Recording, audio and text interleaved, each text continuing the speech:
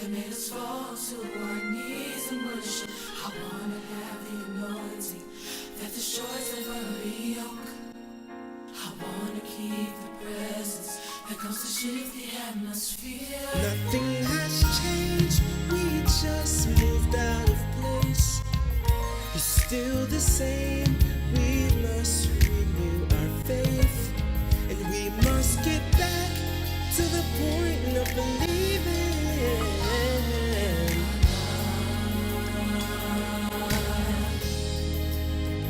I may not see it, but I do believe. I may not feel it, but I still can say now unto him that is able to do exceedingly above all we can ask. I still believe. I still believe. I still believe. I still believe. I can rely on you, Jesus. You've always come I still through. believe. You've never failed I still believe. so I still believe. I still Yeah. Come on, let's check his track record. We serve a God. that is proven him. Just look at Joseph, Just look at Joseph and the promise. or let's even take a look right here. Look at Esther and the favor of But the point is, if he did it for them, he can do it for you. so don't give in and don't get discouraged. We simply come to remind you this. Nothing has changed, we just moved out of place. Still the same, we must renew our faith. We must get back to the point of believing. Oh, if I have any believers out there, I dare you to sing this with us. I may not see it, but I Believe and I may not feel it, but still can say now unto him that is able to do exceedingly above all we can ask. I still believe. declare it to the enemy I still believe. and even speak it to your situation. Say, I just believe he wouldn't bring me this far just to leave me. So I have faith. It's the substance of things hoped for and the evidence of things not seen. Here we go. Say, I still believe. I still believe. I trust you with all my heart and lean not to my own understandings. Acknowledge you in all my ways, and that's why God sees me through. You know where I am. You know what I stand in need of, God. So I humbly come to you and I say this. I still believe. You're still healing. You're still saving. You're still delivering. I still believe. You're a way maker. You're my peace. You're my shelter in this time of storm. I can rely on you, Jesus. I can depend on you. I still believe. You're my way maker. You're my everything, Jesus. I still believe. I still believe. I still believe. I still believe. I have to believe. Oh, believe. Oh, I believe. I believe. I believe.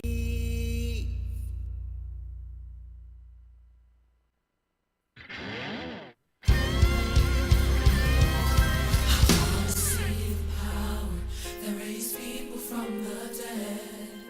I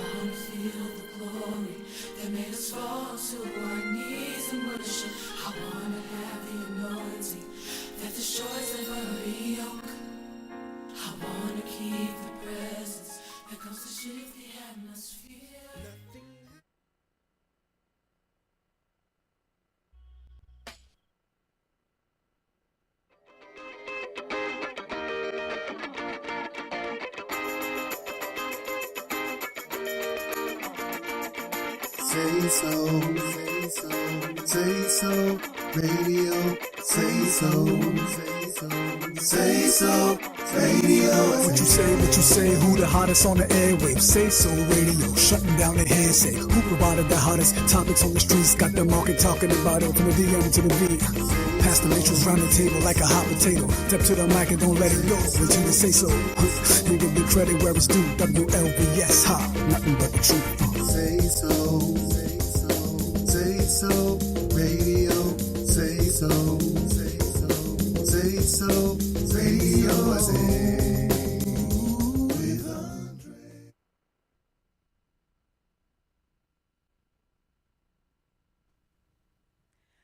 Welcome everybody to SaySo Radio with Andre Harris and friends. I am your host, Andre Harris, and I have some wonderful friends here with me today. Now, I know you're looking at me like, okay, she got on these shades and things of that nature, but I am representing the youngest CEO in the United States of America. So these shades are of Yaya's World Boutique. She's a 5-year-old CEO. And so I'm repping her shades that I purchased from her boutique. Now, this other piece of jewelry does not come from Yaya's World Boutique. It comes from a 10-year-old who thought that it went good with my shades this morning. So my little girl said, Mommy, this ring is nice with the shades. So I have to wear the ring and the shades today, but just so that you guys will see it. All right? So now that I've done my part, I'm going to retire the shades. Yaya will be here next week as our guest, and she's going to be showing some of her unique items and things of that nature. So I'm very, very excited. I want to give a shout out to all of our viewers and all of our listeners. And this is radio you can watch. It's one of the only radio stations in the world that you actually don't have an app that you have to download. You just go online, www.listenvisionlive.com. It's right here, Listen Vision Live, and just click it on, and there you are, live, up close, and personal. And today we're going to have a wonderful, wonderful time. We're going to be talking about domestic violence. And no, this is not National Domestic Violence Month, but I've run across so many women and men who are survivors of domestic violence. So we are going to be speaking with a new author, entrepreneur, and domestic violence survivor who will be sharing with us her story, her book, and some of the things of her book. Now, I had the privilege of downloading it because I wanted to really get up close and personal. And even in the introduction, there were some things that just jumped out at me, and I'm going to ask about it. This is the show that takes the time out to celebrate our guests, and we impact the youth and the world one listener at a time. So just to give you a few general statistics is that approximately 1 in 4 women, that's 23.2%, and 1 in 7 men, that's 13.9%, have experienced severe physical violence by an intimate partner in their lifetime. And then they have another one, 1 in 10 women and 1 in 43 men have experienced stalking by a partner in their lifetime. And 1 in 6 women and 1 in 14 men have experienced contact sexual violence by an intimate partner in their lifetime. And 1 in 2 women and 1 in 2 men have experienced psychological aggression by an intimate partner in their lifetime. And approximately 1 in 3 women and 1 in 2 men, that's 41% of men and 39.7% of women, have experienced coercive control by an intimate partner in their lifetime. Now, I want to just say that this is a judgment-free show. And I know when it comes to domestic violence, many times we always say that, why you just didn't leave? You should have had the guts to leave. If somebody had done something like that to me, child, please. Let me tell you something. When you are you really can't talk about anything unless you actually start walking in their shoes. when you begin to walk in those shoes, then you're able to give your input. I find that when I grew up, when I was addicted to drugs, I would say things like, if I ever got that bad, I'm going to quit. Well, the only one that didn't know that they were that bad was me. So, of course, I wouldn't quit when I got that bad because I didn't know I was that bad. So just try to understand that whatever someone's struggling with and whatever someone's going through, it is their process, it is their walk, it is their roadmap to their recovery, to their deliverance, to their end. Because God knows our expected end. We don't know. So if you want information on domestic violence, there is the National Domestic Violence website where you can go and get that information. As a matter of fact, I just thank God for the internet because there's a wealth of information, safe houses and all that kind of stuff. And I just was told also that there were grants and monies given out for domestic violence that are not being appropriated the way it should be. So for those of you who are using other people's downfall to have a come up, shame on you if you're not doing that which you're writing in them grant dollars to be done, because there are people out here suffering and struggling at the hands of people, and they need your help. So please, please, please make sure that if you're out here and you're a nonprofit organization, you're a faith-based organization, or you're an individual person who is seeking to get grant money and be funded to help these people that are in need, make sure that you focus on helping those that are in need.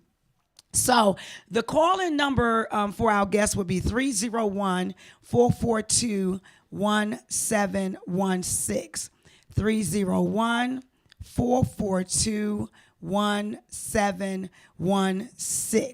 I want you guys to call in once we get ready to have our guests. I'm going to take a quick break and bring our guest on when we come back.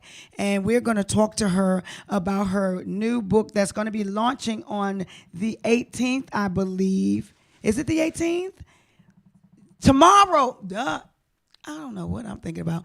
Tomorrow is launching tomorrow, and it's called Never Look Back or Don't Look Back 101, The Truth About the 12. The Truth About the 12. So please, please, please get your seatbelts ready. Get yourself ready. We're going to get up and close and personal with our guest about her upcoming book. We'll be right back. Again, it's www.listenvisionlive.com. Join me.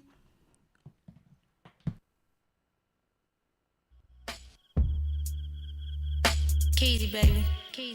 Don't forget the Ronnie. Gonna have a little bit of fun with this one. Rest in peace to Aaliyah. Sometimes the hardest thing to do is to let go. You only live once. Hey, why you living stressful? Why you dealing with that shit? Shuffle the deck, but cut her to the left, though. And if she don't do you right, then why she being kept for? If you lead us her loss, she should have been more careful. Wined you, dined you, even took the time to ask about your date, be a bit more mindful. Don't settle for less, don't let love blind you. How you gonna see what's coming if you keep looking behind you? No more looking for love, just let love find you. Get your mind right and your heart gon' guide you. Cupid zero gon' strike when it's time to. I ain't spitting game, I ain't trying to make you mind, boo. I'm your friend first, I'm only trying to remind you that fighting every night ain't alright, it's a sign, boo. That shit is pitiful, even critical. Thank God you don't look like what you've been through. Stay strong, move on, they gon' miss you. Even call and try to tell you how they miss you. Don't follow, get involved, that's how they get you. I'm trying to tell you what I already been through. Trying to save you your heart and your mental. You deserve a smile, have someone compliment you. Sweep you off your feet, get butterflies when they see you. A room full of women and they still only see you. Make you feel so good, other bitches wanna be you, but you one in a million. The words of a leap. I can't ignore the way you feeling. It's wrong, it's wrong, it's wrong. She pushed you to your limit. Now that you're gone, she's saying you wrong. If she paid you any attention, you would still be in her arms. There's times when we be chillin' and your phone be going off. She be all up in her feelings, and I ain't the cause at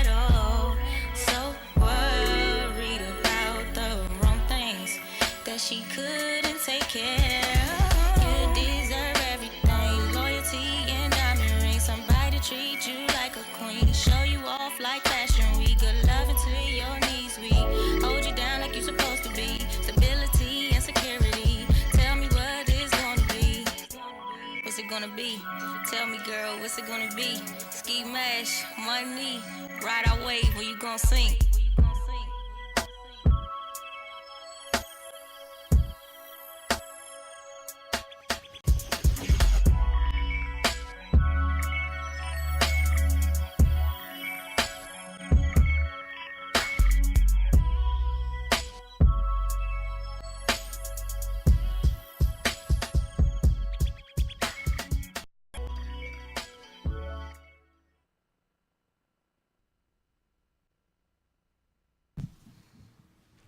Welcome back, everybody, to SaySo Radio with Andre Harris and Friends. I'm your host, Andre Harris, and I will allow my friends to introduce themselves. Yes, hello, I'm author Lene WLVS. Hi, how are you? And I'm Destiny Violet. This is my mother. Our author, Lene, has written a book, and it's called Never Look Back 101, The Truth About 12. And I want to just share a little bit about. I met this wonderful sister at a event that we had, and I want to give shout out to my sister girlfriend Tamika Joy. I just want to give her some kudos because she's on her grind, and she's just making things happen. And I thank God for her, and I thank God for allowing sisters to start coming together where there's no bitterness and there's no, we just reach out our hand and say, okay, come on, let's go, let's do this. So she's the author of the book called Never Look Back: The Truth About 12. And I had the opportunity of getting the book, and I wanted to talk to you a little bit about what I even read in the introduction. First of all, let me just welcome you and Destiny here on the show. Thank you. Thank you. I saw in here where you said in there, I didn't even know who I was. I didn't know who I was.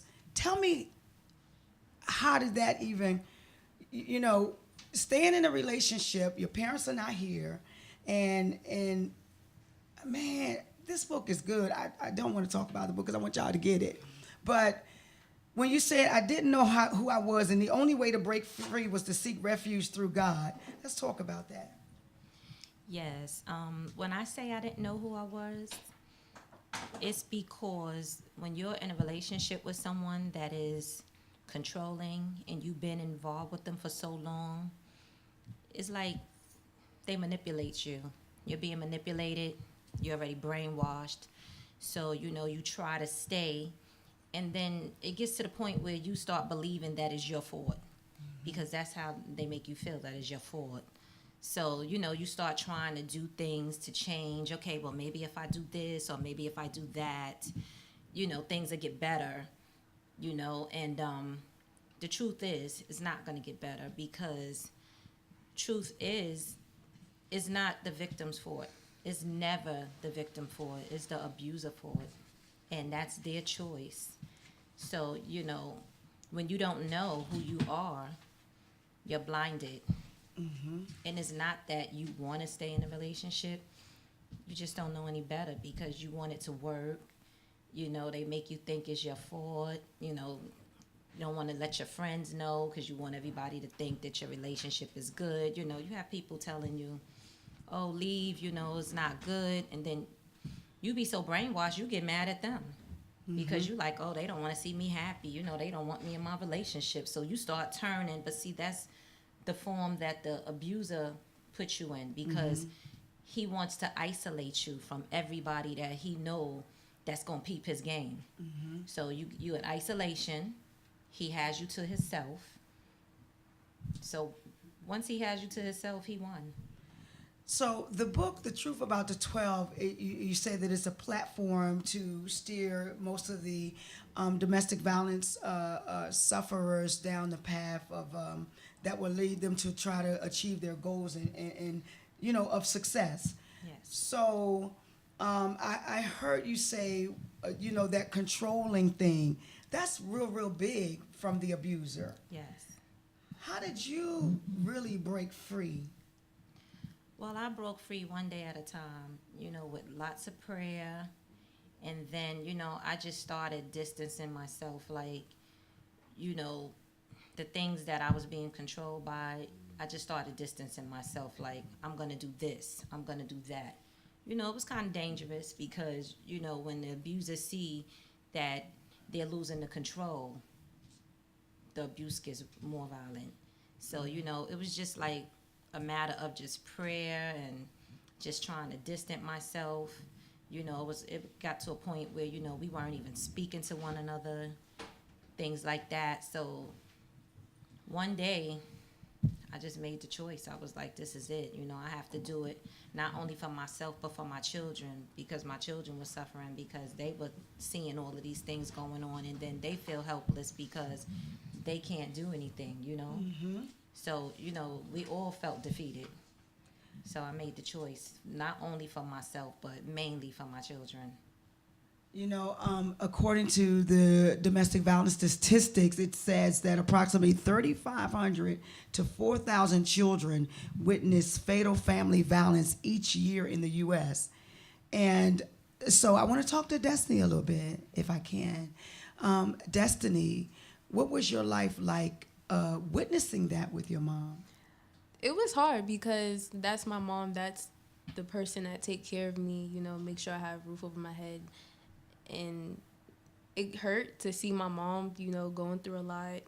And it took toll on me mentally, physically. And, like, the people that she talked about in the book, well, the person, he hurt us mentally, physically, emotionally. So, I mean, seeing my mom go through it really hurt. I was really hurt. Let me ask this question because I hear three things: physically, mentally, emotionally, and definitely spiritually, I'm sure. Have you guys sought any type of counseling, any type of help that help you transition and get on the other side of that? Have you began because that's a part of the journey as well, to allow the children to begin to get the healthy and wholesome help that's available? Have you began to start that journey yet? Yes, ma'am. I actually got a mentor, and talking to my mentor, actually, it changed me, and it helped me get through it. So, and also helped me forgive the person. Wow. That's a big piece right there, that forgiveness piece. Now, I noticed in your book, you always have a summation and you have knowledge drops. Tell me about the little knowledge drops that you put in your books. Yeah, the knowledge drops, I put that in the book because I wanted people to get some kind of knowledge, some kind of advice, some tips, because this is examples that was related to my life situation. So, the knowledge drops, they're awesome because, you can look at it and you can read it, you can take heed to it, and it's very self-explanable, but you always need some kind of advice. And I didn't want to do the book just talking about me and what happened to me, because it's not only happening to me, it's happening to millions of women. And not only women are abusers, or to domestic violence, men are too, but mainly, more women over men. But, some men are abused too as well. So I wanted this to be to everybody that's going through something, because some people think that domestic violence is only, if someone hits you physical. No, it's verbal, mental, emotional. So I put a whole bunch of those things in there relating to situations that I've been through so that people could get that knowledge. I like when you said here, when you establish self-love, you will know your self-value and self-worth and inner strength, and beauty will reflect on others and they will value you. You know what I find, that a lot of times, because we don't really love ourselves, we allow so many other things to take hold of us. Tell me a little bit about you growing up. Tell us about Lene when she was growing up. Well, when I grew up, I I had a very stable lifestyle. You know, my mom and my dad, we grew up in a stable home with a healthy core. And, you know, my mom and my dad, they were very stern. And my dad, he always taught us that we were queens. He taught us self-respect. He taught us our worth and our value. He demonstrated love to the family because he was a man of integrity. And he, you know, he just put that in, he instilled it in me. I knew it, you know, but, you know, as you grow up and you start hanging with a different crowd and this and that, you know, you want to be with the crowd. You don't want to, you know, be with the people that's doing the correct thing because, you know, you a square or whatever, you know, stuff like that. But he raised us to know better, you know, and I never would, I never would have thought that would happen to me because of what I know, because of what I was taught, how I was raised. You know, they boundaries was well established in our home. You know, we were raised in a sturdy home, and you know, the love that my father taught me, that he showed me, it taught me how a man should love you, how it should feel. Wow. You know, and I just, you know, anybody could get caught up, just anybody. You know, it's not that I didn't know. But once you get caught up, you know, you think you love this person, you think they love you, you know, you start to think that the abuse is love. Wow. And it's not. But, you know, I was taught, you know, but I wanted to run with a certain crowd. You know, when you get a teenager, you know what I'm saying? So, you know, I was hanging out in the street with my certain crowd, and, you know, I wanted to date the bad guys. I didn't want to date the good guys. Nobody wants the good boys. Everybody wants that bad boy, right? Yes. But, you know, but what happened the first time that when he laid hands on you, the very first time? Did you get the story that it's going to change? Yes, I did. Yes, I got the story. And it was crazy because it was real soon. Like, it just happened really soon, like in the dating. We weren't even married at the time when it happened. So this was going on before the marriage. Wow. You know, so I was just thinking, oh, he's jealous. You know, he cares about me. You know, he'll get it right. And then after we got married, you know, it just got worse. I guess it's like, oh, okay, now she's my wife. I live here. We live together and everything. It just got worse. But this actually was going on before the marriage. And actually, you know, I was just getting out of my first marriage because I was married previous to that. So, you know, I just wanted to feel like, you know, I have somebody, you know, things like that. And he just came at the right time. It seemed like it was the right time. Right. And, the right time. Just you know, don't feel like feeling and right. don't want to deal with the emotions. Exactly. So jump out of the frying pan, bam, into the fire. Say the right things and you think that's the right person, you know. And bam, there it was. You know, I was like, oh, you know, I found love. You know, somebody really loved me. But, you know, you're not knowing that this person is a con artist. Wow. I noticed that somewhere I read in the book about the prison scene and how the infidelity, that thing was something. And you know, it was crazy because a lot of people are in jail with girlfriends and wives and several girlfriends and wives. And how did that make you feel knowing that you weren't the only one? I mean, it makes you feel really bad because, you know, at that point, that relationship, that was my very first relationship. You know, my very first marriage. And, you know, I was already devastated because my husband was sent away, you know. So, you know, I have to raise our small children and everything like that and, you know, have to be there for him to take care of him because, you know, they need their packages, they need their visits, they need their phone calls. And I did all of that, Wow. you know. And I even said, you know, like, if you're not going to be with me or you're going to do something else, just let me know. I said, I'm still going to have your back because I don't want anything to happen to you because I want you to come home and be able to see your kids. I said, I still will take care of you. Not as much as I would if we were together, but I'm going to look out for you. I'm going to be there because I got that love for you. And, you know, I was still, you know, lied to, you know, and that's a real hurtful feeling, you know. So that's what happened, and that's how I got into this second marriage, because it was like a rebound. I didn't even give myself time to heal. I just went straight in. The first person that said something to me that made me feel, that, I was loved, the attention. I just went for it. Because, you just mentally, you're not over the other person, not that quick, but you mentally feel like, you know what, I have to do something that's going to make me feel better. And that's how I got into the second marriage so quickly, because I was introduced, to this guy. And, he just did everything, said everything. And Wow. It's amazing. Growing up, it seems like fighting. I am a child survivor of domestic violence, and that's a part of my story. And so I'm never ashamed about where I've been or where I come from, because where I've been does not determine where I'm going.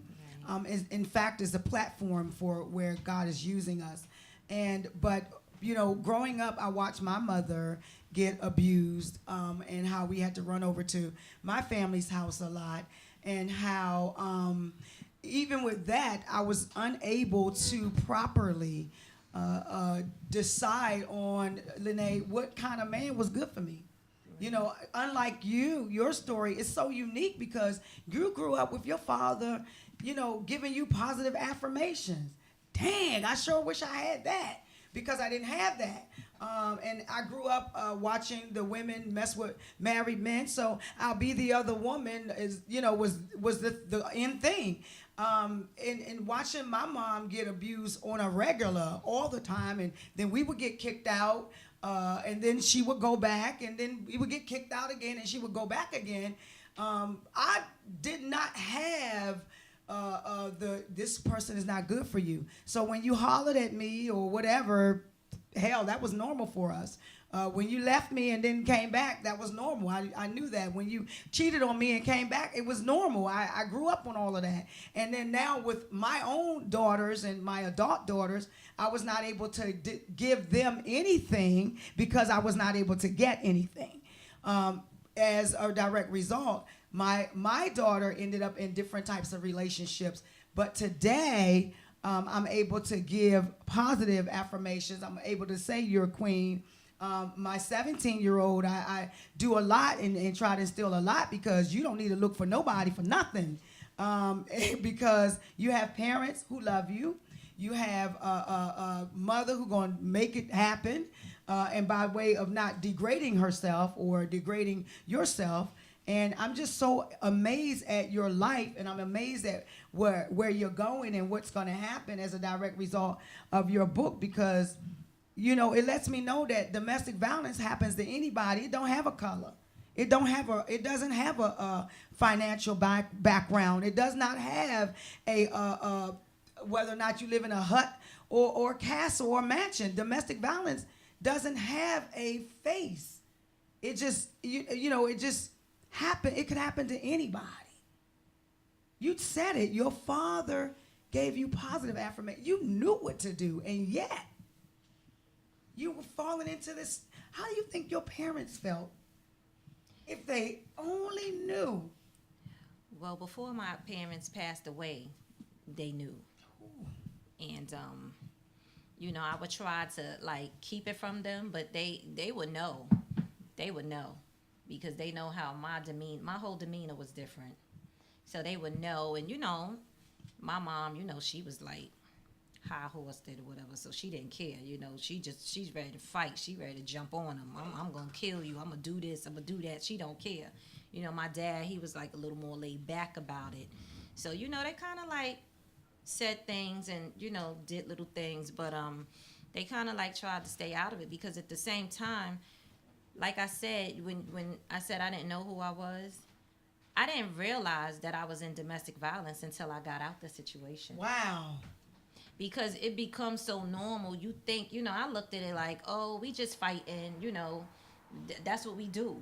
It got so normal because it went on for 12 whole years. Ooh. So, that's why I say in my book, that you have to know your self-value. Don't let anybody devalue you, because you're valuable. You have to know it. You are valuable. And if you don't know your self-worth or your self-love, nobody's going to respect you. And if you don't love yourself, it's impossible for you to love anybody. You can't love somebody if you don't love yourself. And this is the thing. The abusers, some of them, they don't love themselves. They don't have self-love. They don't know. And they really need help. I'm not targeting them like, you're a monster, you this, because truth be told, you need help. And the only way to get that help, you have to seek refuge from God. God is the only one who could heal anyone who's, have this kind of problem, because it can't be solved by human effort. Wow. It just can't. You have to go to a higher power. And that's what I did. I had to seek God. And you have to pray for your enemies and pray for those who wronged you. You can't, because it's not, forgiveness is not just about yourself. It's about the other person. It's about whoever wronged you. Because love and forgiveness cannot be separated. I have I have my great niece who is living with me. She's 9 years old next week, in a couple weeks. And I've watched her mom go through domestic violence. And the perpetrator would actually be outside down here off of Georgia Avenue, waiting on her to get off of work and waiting for her check. And if the check is short, he would beat her from all the way up and down Georgia Avenue. He put her kids on fire, and some other friends of mine had actually been set on fire from domestic violence. And it wasn't until tragedy struck that they realized, well, this is a little strange. What would you say to somebody who don't realize, you just said it yourself, but what would you say to that person who really don't know that they're in that situation? It seems normal. And they may call you a hotline and say, I think that I'm dealing with this. What would you say to them? I would tell them the first thing you need to do is, try to free yourself from this situation. Try to get out. They have domestic violence shelters. You may have some family. Try to get away. That's the first thing you need to do, because there's really nothing you can do if you're still there. And when you get away, you need to seek all the help that you can. You need to get protective orders. You need to report this. You need to make police reports. You need to have something to show. You need some kind of track record to show that you're being abused, you're being hurt, and you need help. Because that's the problem. That's why in my book, you see this, when I have this, this is silence. A lot of people are silent. They're scared to tell someone. They're scared to tell a police. They're scared to go to a homeless shelter, for battered women and things like that, because, they're so worried about what this abuse is going to do, because it makes you feel like you're going in a never-ending circle. So you think, if they catch me, I don't know what's going to happen, so you stay and you think that, okay, I just have to take this, but you don't have to take it. Wow. But you have to make that move. You have to say to yourself, I love myself. I'm strong. I'm stronger than what I think I am. There have been some reports where people believe that the system has failed them. If you're listening in and you want to call in, come on, you can call in at 301-442-1716. Again, the number is 301-442-1716. We do welcome all callers today, so come on, call us in and talk to us today. There have been a couple people who feel like the system has failed them, feel like they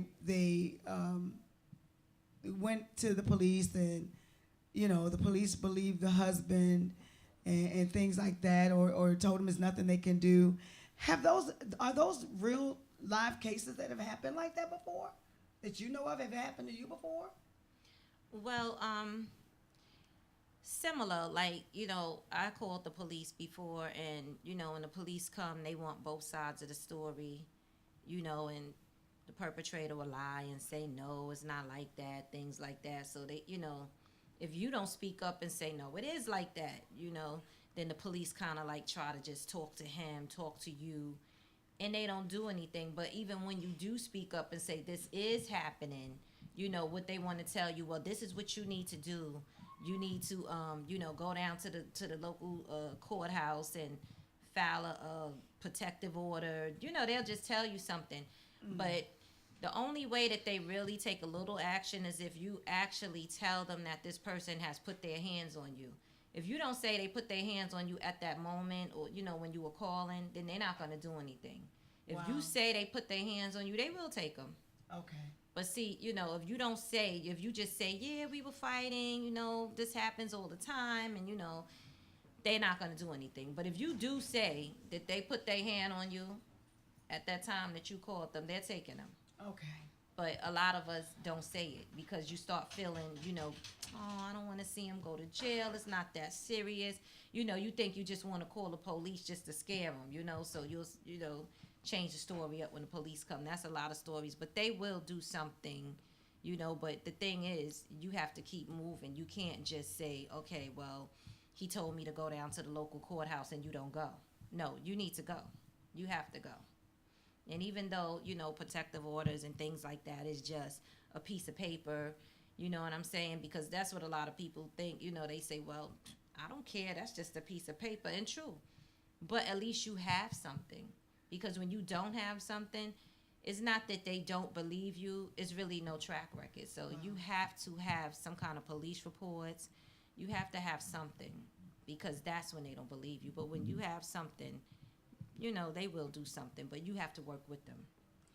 Destiny, do you have a tendency of, or do other young people who have been through or are going through what you're going through, do they kind of gravitate to you? Yes, ma'am, all the time.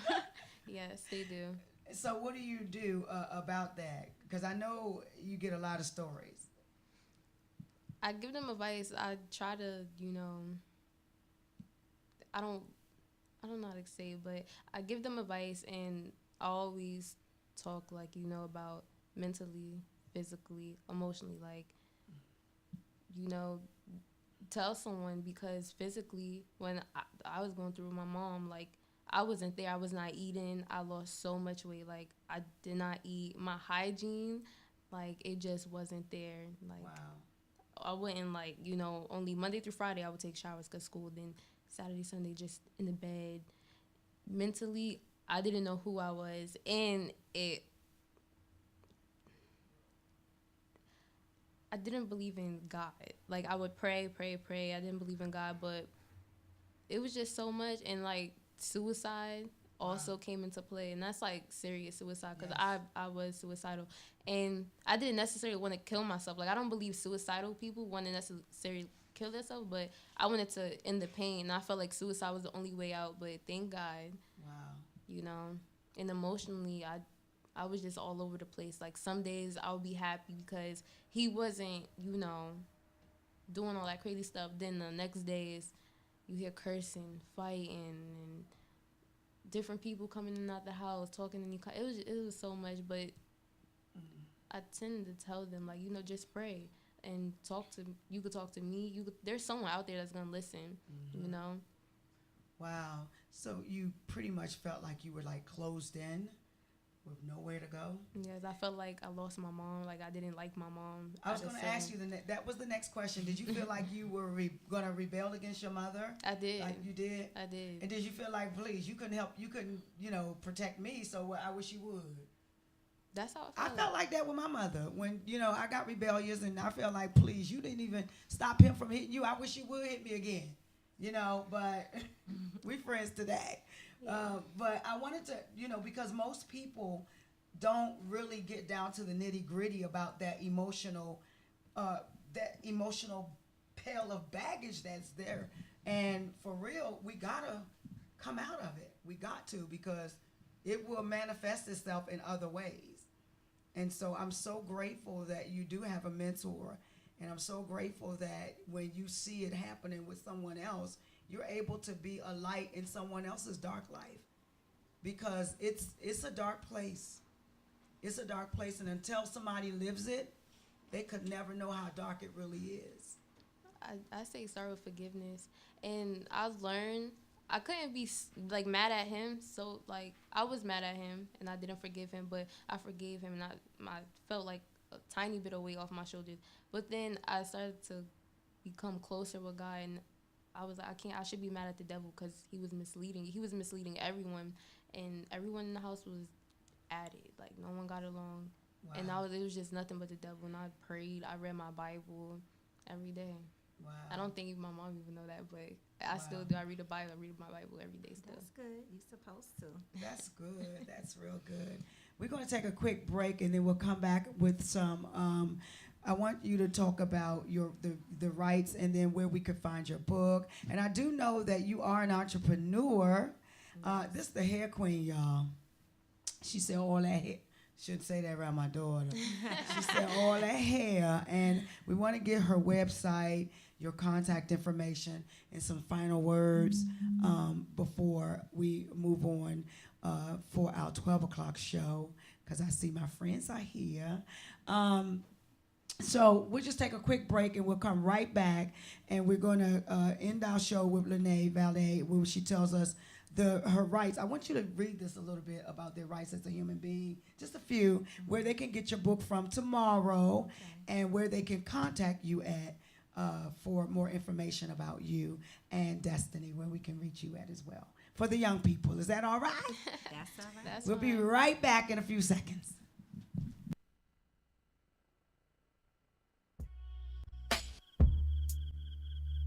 Keezy, baby. Don't forget the Ronnie. Gonna have a little bit of fun with this one. Rest in peace to Aaliyah. Sometimes the hardest thing to do is to let go. You only live once. Hey, why you living stressful?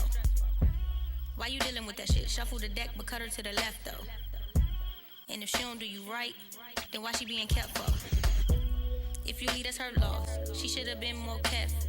Wined you, dined you, even took the time to ask about your date. Be a bit more mindful. Don't settle for less, don't let love blind you. How you gonna see what's coming if you keep looking behind you? No more looking for love, just let love find you. Get your mind right and your heart gon' guide you. Cupid zero gon' strike when it's time to. I ain't spitting game, I ain't trying to make you mine, boo. I'm your friend first, I'm only trying to remind you that fighting every night ain't alright, it's a sign, boo.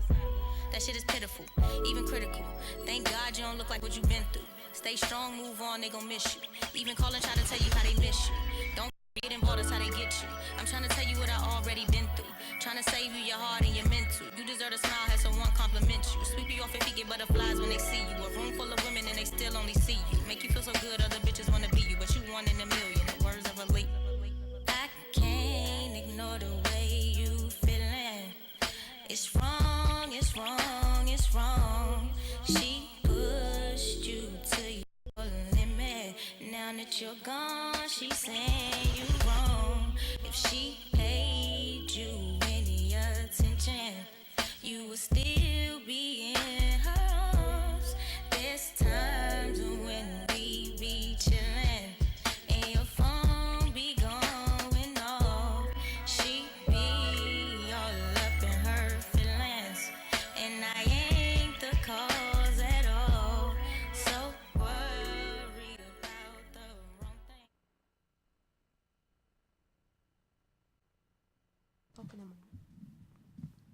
All right, now we're back. I'm going to have Lene just give us a few rights that she wrote in her book, and then I want her to share with us. Destiny has a few words that she want to share for the young people. Let Destiny go first. Come on, Destiny. Well, first, ladies, I want you to know that when you know your self-worth, people will value you. Also,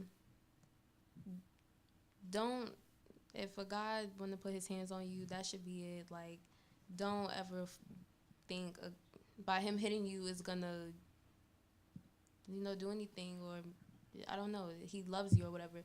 So just know, like, don't go for these little bad boys, get the boys with their pants pulled up. We don't want them trappers. Get the good boys, not the ones who just, want to hit you and use you, take your check, your money that you worked for. And yeah. I wish they would. Okay. Yeah. Thank you. Come on, Lene, give us. Okay, I'm going to give you some of the human rights, because some people don't know that they have rights, And another thing is, when you seeking a mate, you need to check their background. You need to check that family Ask questions. ancestors, because what they bring out, it comes from teaching, and good teaching will result in action. So if someone doesn't have that kind of respect, they weren't taught that kind of respect. So you need to definitely check that background, because that forms into general family generational curses. They're real. They're real. So the rights that you have, you have the right to be happy. You have the right to be angry. You have the right to speak your opinion. You have the right to be yourself. And you have to give yourself some gifts as well. Give yourself some gifts. You can give a gift to say, I'm going to thank God. If you want to just let some things out, go sing in the shower. Go take yourself to dinner. Tell yourself I love me. I love myself. You have human rights. And you can give yourself some gifts for yourself that will make you feel good. And you can get my book, Never Look Back, 101 The Truth About 12. You can get that on Amazon.com. It's on Kindle at Amazon.com. And my website, I'm an entrepreneur. I have a small online hair business. And that's at 12. That's the word 12, TWELVE 101.bigcartel.com. And there you can find all the luxury premium virgin hair there. I'm wearing some now. All right. So I just want to take the time out to thank you guys for joining me on today. It's been a wonderful day. And also, just for your information, there is a hotline for domestic violence. It's 1-800-799-SAFE. 1-800-799-SAFE. You do not have to be out here hurting and suffering alone. There is help available. Please make sure you look us up on Instagram at SaySo Radio and Facebook SaySo Radio. And also, Michael Nathan, comedian, look him up. We are going to be next week on Tuesday. We will be at the Ivy City Smokehouse with the Def Comedy Jam, having a great time. I am also a stand-up. There it is. That's the ultimate date night. Come on out there with Marshall Brandon and Antoine Scott. We'll be out there, and Michael Nathan is hosting it. My good friend Deacon Elford Robinson the First will be out there with his ushers and nurses. A good time. Just remember, no matter what you do in life, keep living, keep giving, but most of all, keep loving. And I love what you guys said about forgiveness. Forgiveness is a really, really big byproduct. And some of us, just because you forgive, you don't have to trust. Trust is something that has to be earned. Forgiveness you must do. Trust, you have to earn it. Because when the trust is broken, it takes a little while to repair that. But you have to forgive in order for us to move forward in life. So please, please, please understand that no matter what we're doing, no matter what we're going through, that there's always room for improvement in our lives. Check out their backgrounds. Stop hollering about, I ain't know they was like that. And as far as, I like what you said about the guys wearing their pants down. I dated a lot of ex-convicts. And the first thing they say about guys that wear their pants down, boy, if they came through our cell, they would be somebody's girlfriend. So while y'all think that's real thorough and real nice, don't get in trouble. I suggest you not get in trouble with your pants down, because when you go through the block, you will be fresh fish. So just make sure that the reputation that you want to leave with someone, the life you live, make sure that it speaks for you, that good things are coming out of your life. And no matter where you are, God allow U-turns. That's the thing I love about God. No matter where you are in your life, God will allow U-turns. That's the end of our show. We got to get up out of here. But thank you all for listening, and thank you all for watching. Next week, watch out for Yaya's World, the youngest CEO in the United States of America. These are the shades that come from her boutique. I got to represent. All right. Thank you. Bye-bye.